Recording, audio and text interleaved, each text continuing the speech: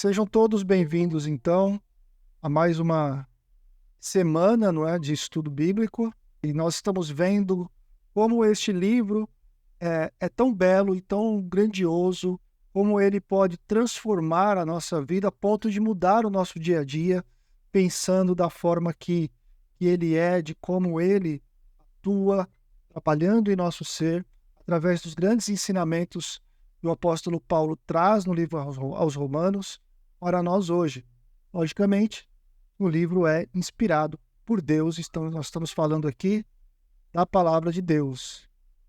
Semana passada eu concluí ali o nosso tempo de estudo falando sobre propósito, né? Por que Paulo queria ir a Roma? Eu falei ali os motivos que ele queria ir em Roma.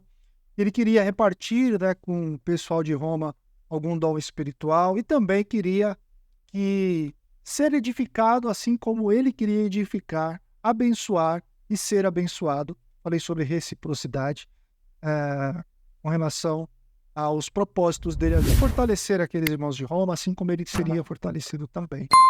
Versículo 13 do capítulo 1 aos Romanos, Paulo dá razão porque, apesar do seu desejo de ir em Roma, ele não tinha ido a Roma. Ele expressou que ele tinha desejo de ir até aquela cidade, mas ele nunca foi.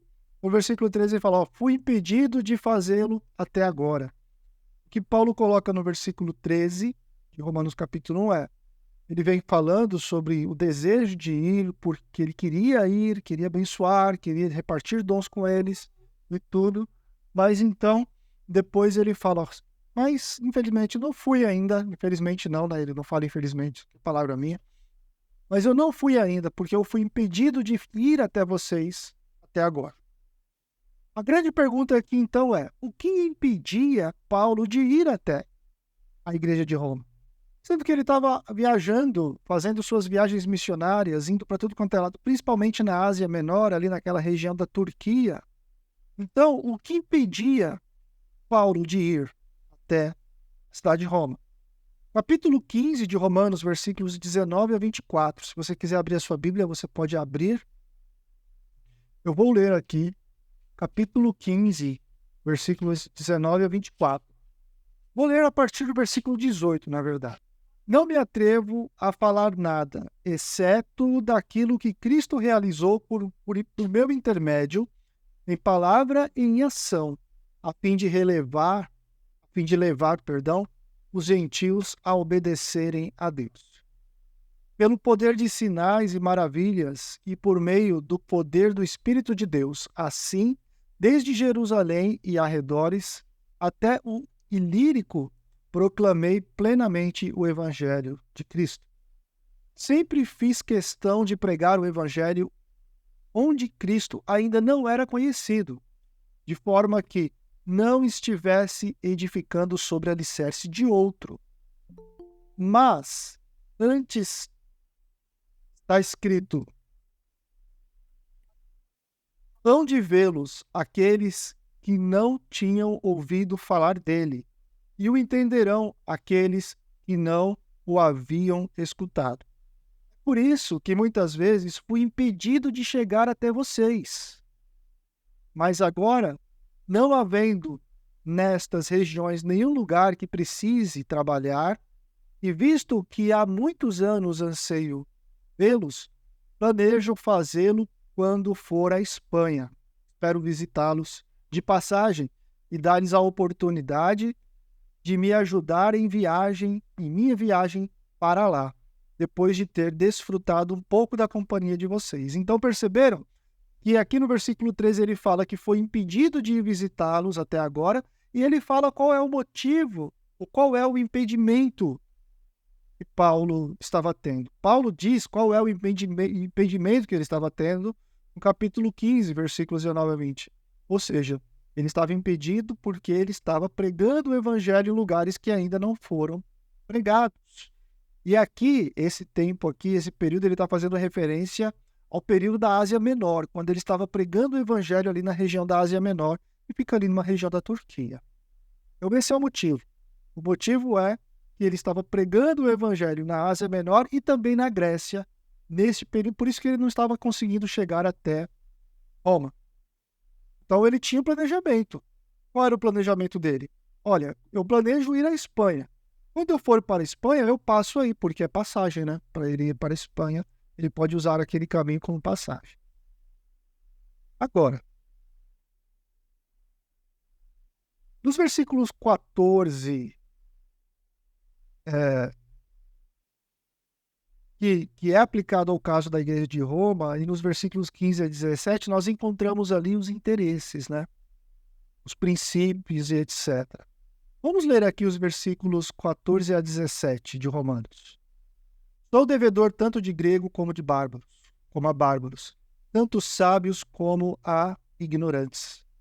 Por isso estou disposto a pregar o evangelho também a vocês que estão em Roma.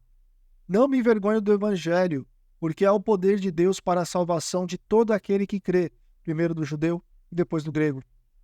Porque o evangelho é revelado a justiça de Deus, uma justiça que do princípio ao fim é pela fé. Como está escrito, justo viverá pela fé. Esse texto, aqui nós encontramos o que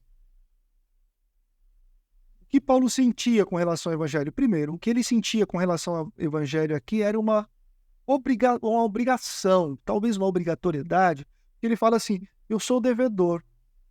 Sabe, um devedor é um homem que tem certa, ou uma pessoa que tem certa obrigação a cumprir por alguém a quem se deve algo, ou a um credor. Isso é um devedor. Este é um devedor. Se eu estou trabalhando para alguém, e depois que eu cumpri a minha obrigação trabalhista para com aquela pessoa, aquela empresa se torna minha devedora. Ela deve para mim. Eu sou credor dela, porque eu vendi o meu trabalho para ela. E esse pensamento de que ele é devedor do evangelho, mas está muito ligado ou está relacionado ao que Paulo expressa lá no versículo 1. Vocês se lembram o que ele falou lá no versículo 1?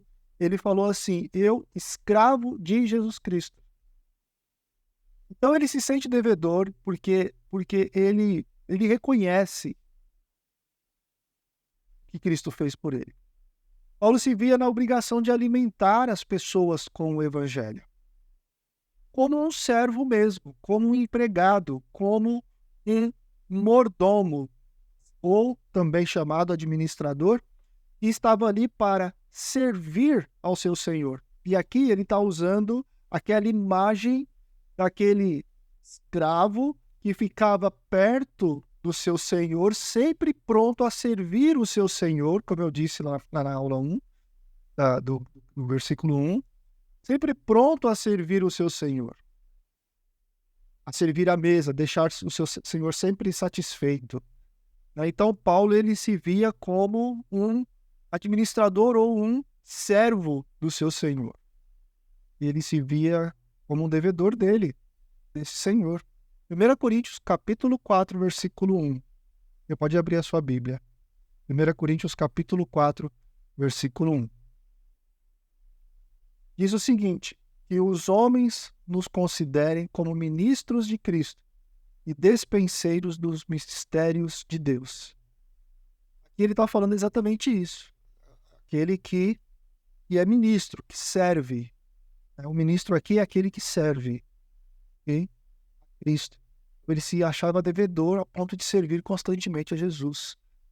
É muito interessante, porque se nós temos Cristo em nosso coração, como será que nós nos sentimos com relação a esse sentimento de serviço ou de dever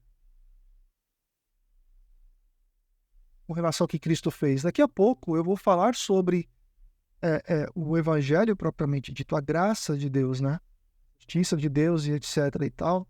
Você vai compreender que a obra de Cristo ela é muito grande, não tem como a gente mensurar a obra de Cristo. E se eu compreendo o que Cristo fez por mim na cruz do Calvário, não tem como eu me tornar um devedor da obra. Não tem como eu me tornar um devedor daquilo que ele fez. Porque ele pagou o preço no nosso lugar. Nós estávamos mortos em nossos delitos e pecados, estávamos condenados à perdição, como diz as Escrituras, e Jesus foi lá e derramou o seu sangue para nos salvar. De uma condenação certa, de uma condenação já destinada. Mas Cristo morreu para pagar a nossa culpa. E esta obrigação que Paulo sentia, voltando a falar da obrigação, era uma obrigação universal. Ele não se sentia obrigado a falar somente para os coleguinhas dele. Ou ele não se sentia obrigado a falar somente para o povo judeu, que era o povo dele. Não. O texto diz, tanto a gregos como a bárbaros, tanto a sábios como a ignorantes. Então, o que Paulo está dizendo aqui é, olha, a minha obrigação de falar do Evangelho, de ensinar acerca de Jesus, ela se aplica a qualquer pessoa. Não importa se eu vou falar aqui numa cidadezinha de pessoas que não são instruídas, aqui na Ásia Menor, ou se eu vou até aí, o centro do conhecimento daquele mundo, naquele momento que era Roma, ou até aí em Roma e fale para as pessoas que estão aí em Roma. Não importa. Tanto faz, eu simplesmente falo. É por isso que Paulo falou, por exemplo, no Areópago, quando ele falou para um monte de filósofo. E ao mesmo tempo que ele falou para um monte de filósofo, depois ele foi em outro lugar e falou com uma pessoa na rua, seja ela qual for a pessoa, que não era relevante para ninguém. Então, o importante para ele era eu falarei do amor de Jesus, independente da raça, independente da cor, independente da língua, da posição social, e obrigação é para com todos. O Evangelho de Cristo, o cristianismo em si é, ou se não deveria ser, se for o cristianismo autêntico, a religião mais inclusiva que existe. Se existe uma religião que inclui raças, gêneros, condição social, nível cultural, é o cristianismo, porque no cristianismo todos são todos são iguais perante Deus. Todos são iguais e devemos nos tratar como tal. O verdadeiro cristianismo não faz distinção. O verdadeiro cristianismo não tem problemas com diferentes. O verdadeiro cristianismo tem problema com pecados. Práticas pecaminosas. Por causa do zelo de Deus, eu vou falar sobre a justiça de Deus, você vai entender um pouco mais. Mas o verdadeiro cristianismo não vai falar o evangelho somente para quem é vermelho e para quem é amarelo não vai receber o evangelho. Não tem isso, não tem sentido. Não, o verdadeiro cristianismo vai falar o evangelho para homens, para mulher, para crianças. O cristianismo não exclui crianças e nem pode excluir crianças. As crianças é um estorvo. Não, no cristianismo criança não é estorvo. Recebem o mesmo valor, recebem a mesma atenção que qualquer outra pessoa adulta tem que receber. O cristianismo não vai excluir as pessoas de terceira idade, idade avançada, recebem o mesmo amor, o mesmo carinho, a mesma atenção. Não vai excluir mulher, não vai excluir mulher, não vai excluir nada disso. O cristianismo é a religião que leva o homem, o ser humano, à transformação pelo arrependimento de seus pecados. E isso gera uma inclusão muito forte. Este princípio de obrigação universal que Paulo tinha aplica, logicamente, para aqueles irmãos da cidade de Roma. Nós vimos isso nos versículos de 15 a 17. Ele fala que queria pregar, que queria ter ido, mas ele foi impedido. Ele queria ter ido, mas foi impedido. Como eu disse para vocês, Roma era a capital do império. Muitos dos habitantes daquela cidade eram pessoas ilustres, sábios, né? A nata da academia da época estava lá. O conselheiro de Nero era um filósofo conhecidíssimo do seu tempo. Talvez alguém poderia pensar assim naquele tempo, como assim? como este homem, Paulo, um homem que ninguém sabe que é um judeu, que prega uma religiãozinha qualquer aí que ninguém nem conhece direito, quer vir aqui na cidade de Roma, esse desconhecido, quer vir aqui no centro do entendimento e falar de Jesus? Falar daquilo que ele crê? Quem é esse homem? Paulo, ele ia. Existiram alguns homens na história que fizeram coisas parecidas. Alguns homens é que hoje, infelizmente, a academia está destruída, né? Hoje, os centros acadêmicos não promovem mais debates sérios acerca de pensamentos, vertentes de pensamento, vertentes filosóficas e etc. e tal. Mas até alguns anos atrás, algumas décadas atrás, as academias elas promoviam debates interessantes. Francis Schaeffer, teólogo, filósofo, ele constantemente estava em debates na academia, na Inglaterra, né? Era inglês.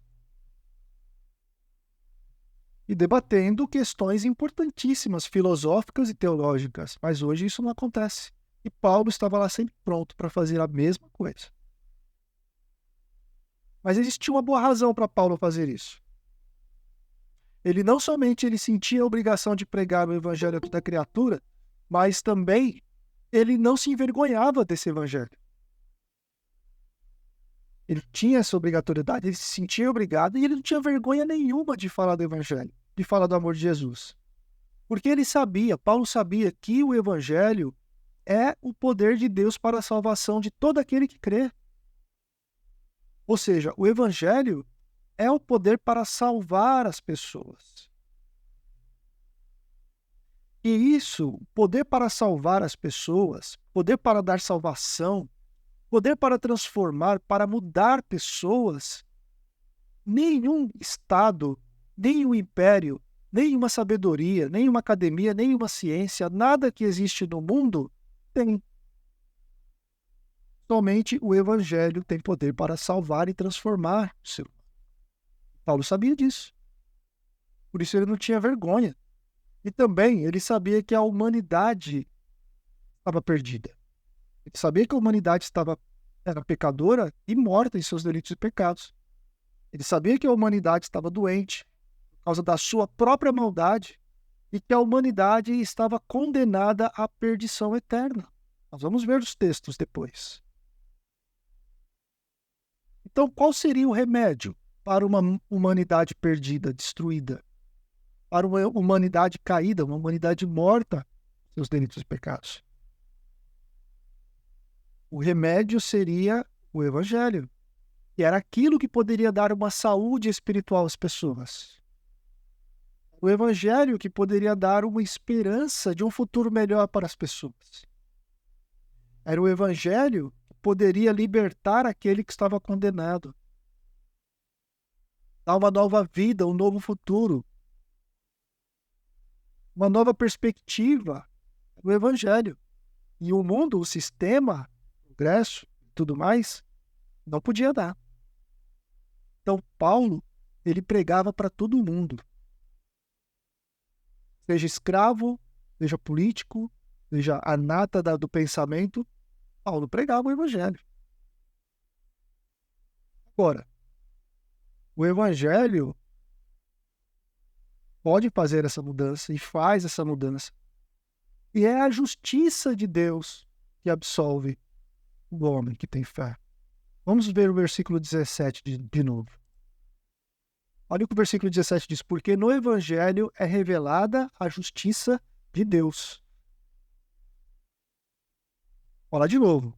Porque no Evangelho é revelada a justiça de Deus. Uma justiça que do princípio ao fim é pela fé. Como está escrito, o justo viverá pela fé.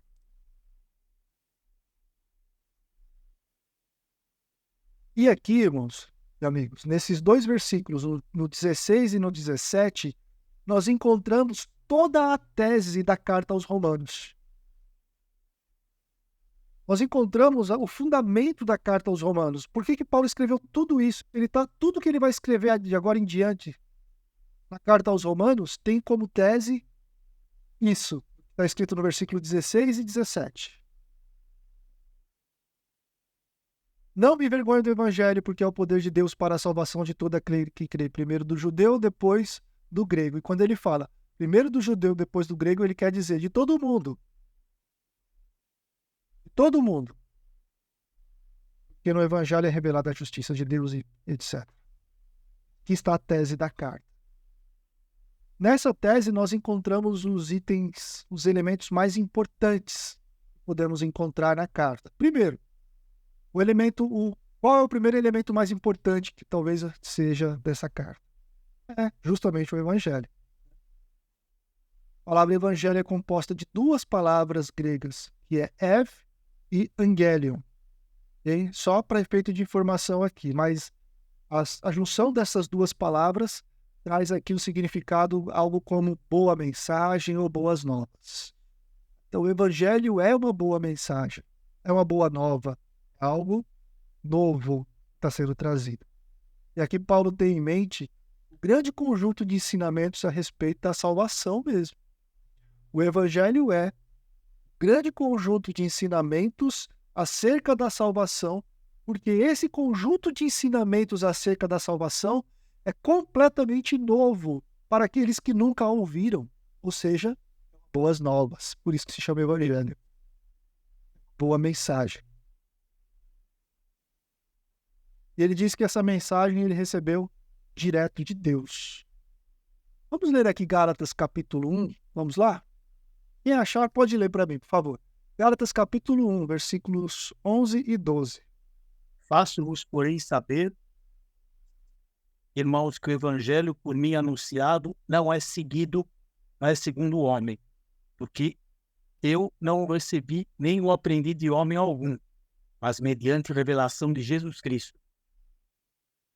Muito bem. Esse é o evangelho que Paulo pregava. Era um ensinamento que vinha direto de Jesus. Pedro também pregava esse evangelho. Tiago pregava esse evangelho. João pregava esse evangelho. Né? Okay? Mas esse é o evangelho recebido de Jesus.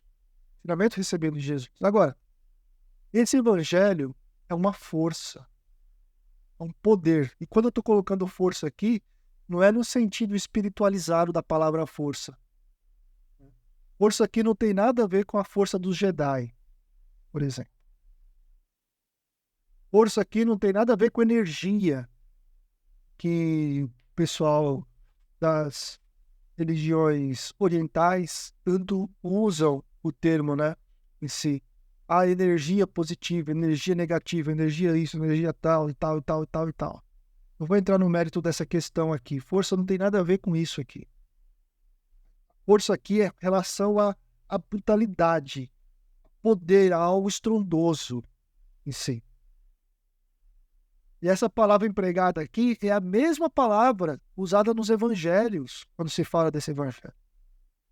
E no resto de todo o Novo Testamento, para demonstrar ali o milagre de Cristo. Sabe aquela palavra para demonstrar o milagre de Cristo, ali nos seguidores de Cristo? Ou a operação de milagre dos apóstolos, quando Jesus mandou, ou até mesmo depois que Jesus foi assunto aos céus, que eles realizaram sinais e maravilhas, milagres, né? Então, a palavra aqui é a mesma, é usada, é algo estrondoso, diferente, é algo inexplicável. Milagre é inexplicável. A maravilha é inexplicável. Lá em Marcos 5,30 tem a palavra ali virtudes, né? Que é a mesma palavra usada também. Em Atos capítulo 6, versículo 8, existe uma palavra lá que significa potência, é a mesma palavra usada. O evangelho é essa potência. Se etc. O evangelho é isso.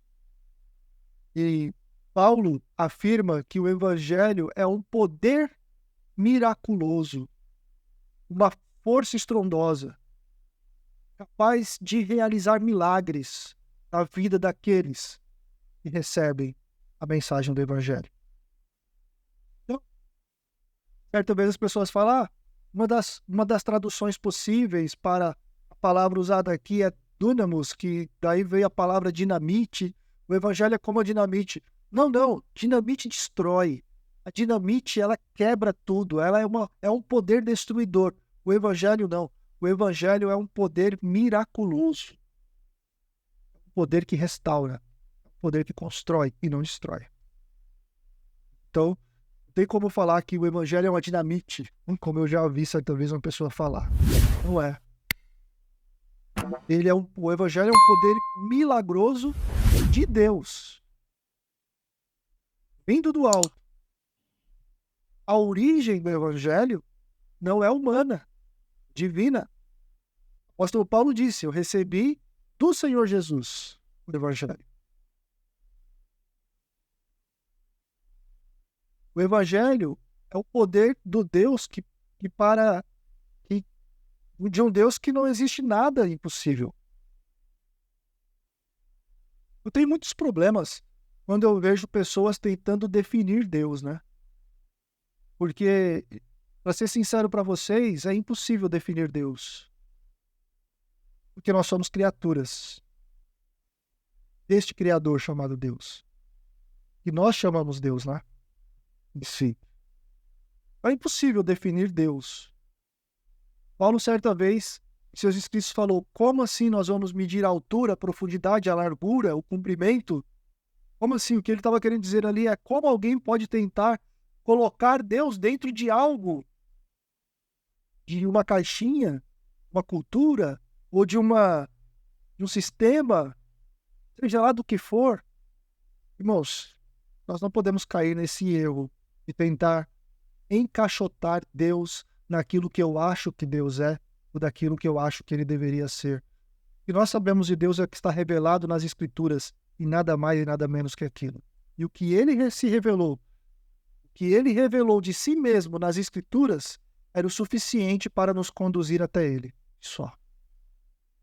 E mais nada. O suficiente para nos conduzir até ele.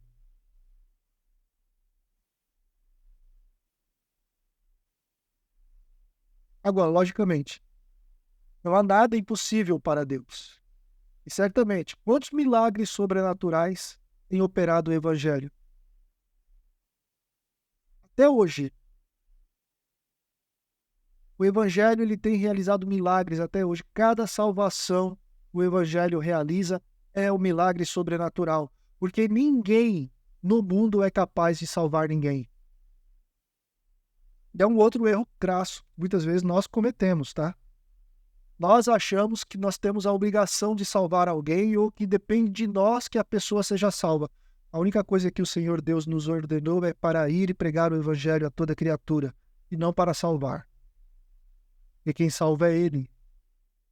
E o Evangelho vem dele para ser transmitido, mas o poder miraculoso da salvação, sobrenatural, a operação da salvação é uma operação divina, vem de Deus. Vocês vão compreender isso no decorrer da carta, tá um pouco melhor, ok? Pessoal, a ciência, a filosofia, a academia, o dinheiro, podem mudar muita coisa, mas nunca podem mudar um ser de dentro para fora. Isso somente o Evangelho pode. Somente o Evangelho pode fazer. O que pode transformar uma pessoa moralmente é o Evangelho. O que pode transformar um ser caído, destruído, moído, derrotado, sem sonho, sem perspectiva, sem uma nova, sem saber o que vai acontecer amanhã, o que pode transformar a vida de uma pessoa sem sonhos, é o Evangelho. A palavra do Senhor fala que essa pessoa ela se torna uma nova criatura quando tem o Evangelho de Cristo em seu coração. Alguém leia 1 Coríntios 1,18, por favor. 1 Coríntios 1,18. Pois a mensagem da cruz é loucura para os que estão perecendo, mas para nós que estamos sendo salvos é poder de Deus. Exatamente. A mensagem da cruz é poder de Deus, não meu, não seu, de pastor nenhum, de líder religioso nenhum. A mensagem da cruz é poder de Deus. E esse texto, pessoal, é muito interessante, porque ele fala assim, ó, a mensagem da cruz é loucura para os que estão morrendo. Perecendo aqui é morrendo, literalmente. Perecendo aqui é se definhando, é morrendo. As pessoas, quando ouvem a mensagem da cruz, é loucura. Que mensagem doida é essa? Que negócio doido é esse aí que você está falando? De um Jesus que perdoa os meus pecados, de um Jesus que me faz uma nova criatura, de um Jesus que morreu na cruz em meu lugar porque eu estou morto em meu delito e pecado. Estou morto nada, eu estou vivendo a minha vida. Esse é o discurso. Mas então ele fala, tudo bem, para estas pessoas que estão mortas em seus delitos e pecados, como diz Efésios capítulo 2, vamos ver texto parecido em Romanos também, a mensagem da cruz é loucura. Então, ou seja, aquele que está pregando é louco, né? Porque essa mensagem é loucura. Mas para nós que estamos sendo salvos, ou seja, ele está falando para as pessoas que estão sendo salvas, para as pessoas que recebem a mensagem da cruz e creem no Senhor Jesus como o único e suficiente Salvador, essa mensagem é poder de Deus. Por quê? Porque é um milagre. O objetivo do Evangelho, logicamente, é a salvação.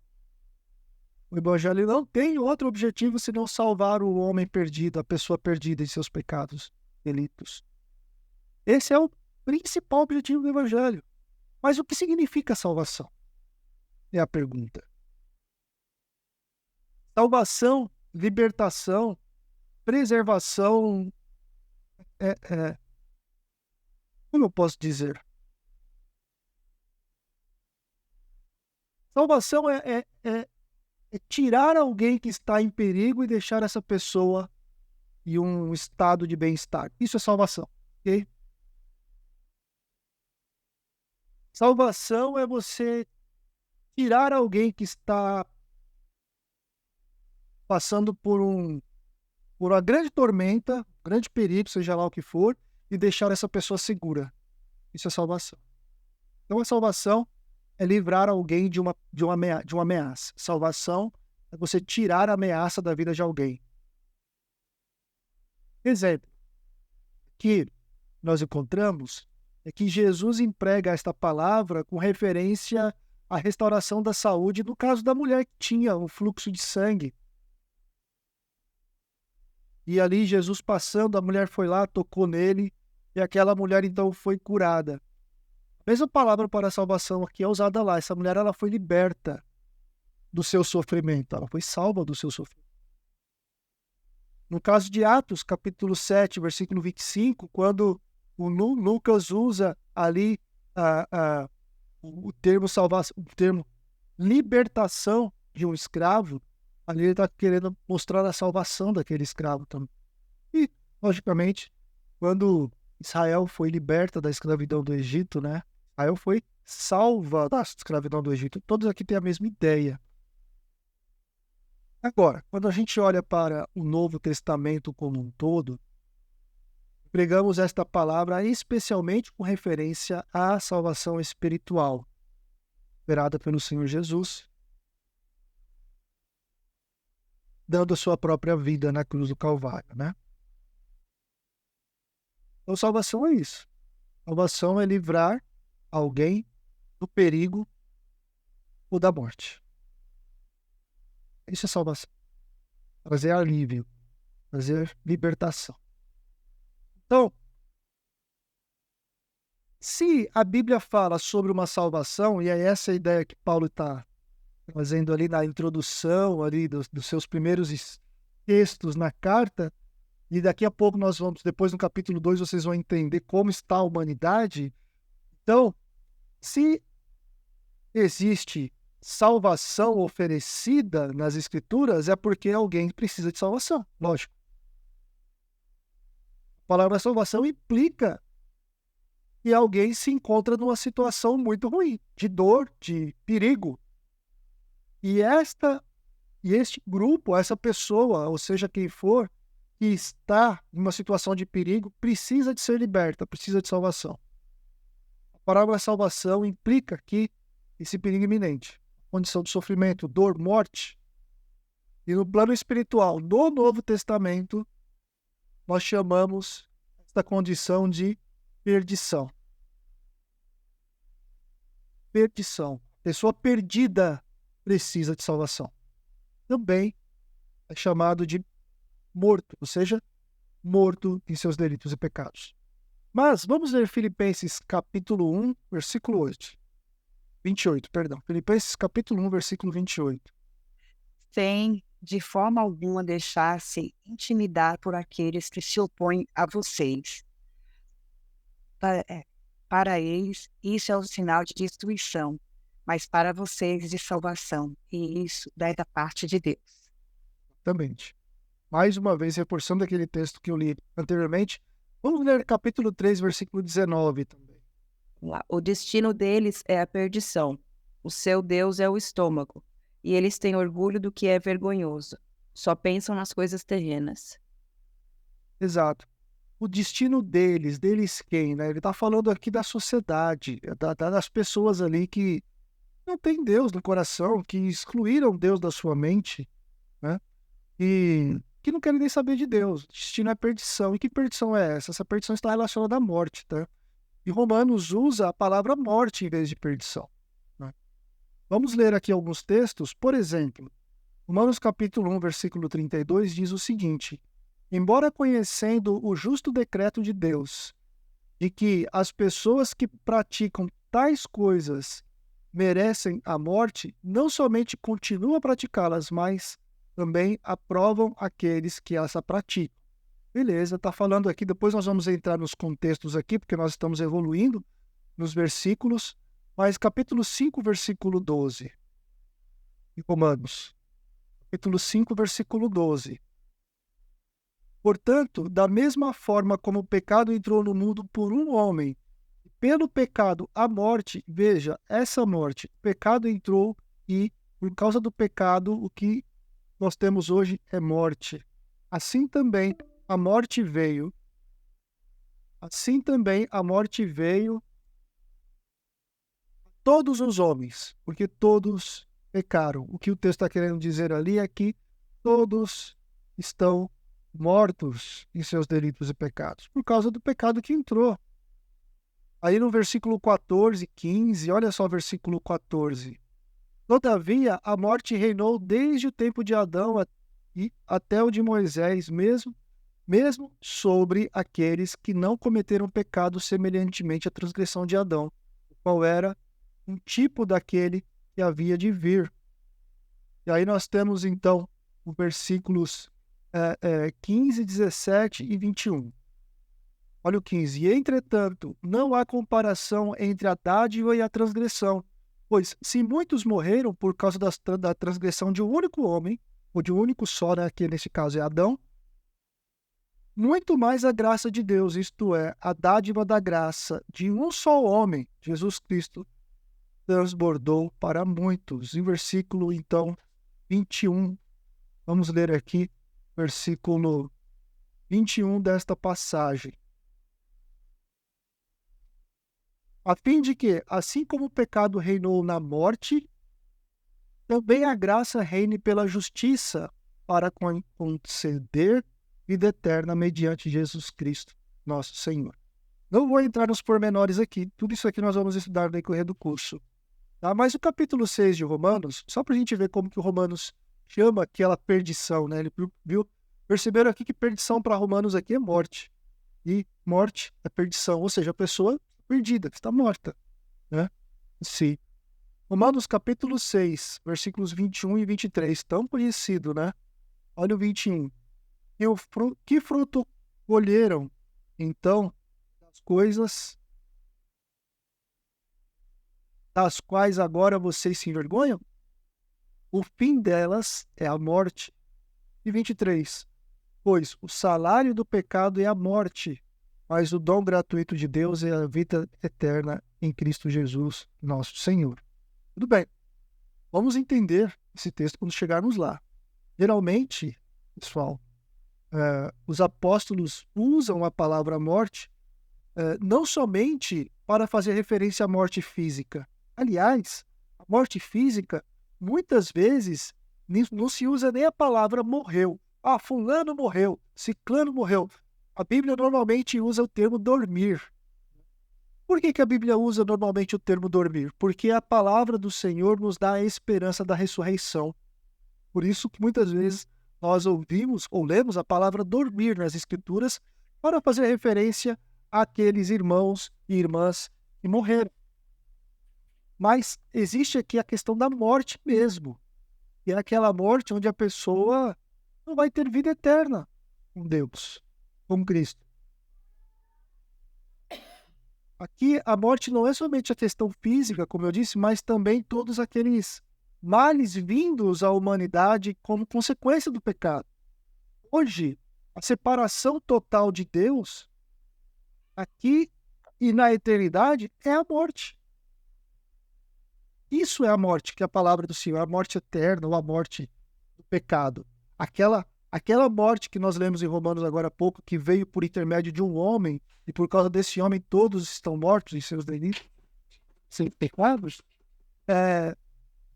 essa morte é a separação de Deus aqui e na eternidade. Então, para a palavra do Senhor, o que é a morte literalmente? É a separação do homem de Deus. Romanos capítulo 2, versículos de 8 a 9, por exemplo, nós vemos o que significa a morte para Paulo. Vamos ler Romanos capítulo 2, versículos de 8 a 9. Vamos ver o que essa morte significa para Paulo. Sim. Mas haverá ira e indignação para os que são egoístas e rejeitam a verdade e seguem a injustiça. Haverá tribulação e angústia para todo ser humano que pratica o mal. Primeiro para o judeu e depois para o grego. Perceberam que ele sempre usa isso, né? Primeiro para o judeu e depois para o grego, para demonstrar totalidade, certo? Porque essa igreja de Roma era composta tanto por judeus quanto por gentios. Quando ele usa o grego aqui, ele está fazendo referência aos gentios, ou seja, para aqueles que não são judeus. Só isso. Ok? Então, para Paulo aqui, a morte é um contrário, totalmente, literalmente o contrário de vida. Ou seja, a morte está relacionada à ira, indignação, tribulação, angústia, separação de Deus. Separação de Deus. A morte é o resultado direto do pecado, como nós vimos. A morte é o castigo que, inevitavelmente, carrega o homem para a perdição, porque o pecado distanciou o homem de Deus. Deus não se aproxima do pecado. Daqui a pouco eu vou falar sobre justiça de Deus, e está intrinsecamente relacionada à santidade de Deus. Daqui a pouco não, acho que hoje nem dá tempo. Mas Deus não se aproxima do pecado. Então, talvez você esteja se perguntando, poxa, então, como há salvação se Deus não se aproxima do pecador, ou do pecado? Né? Nós vamos entender isso daqui. Lógico, se existe separação, se existe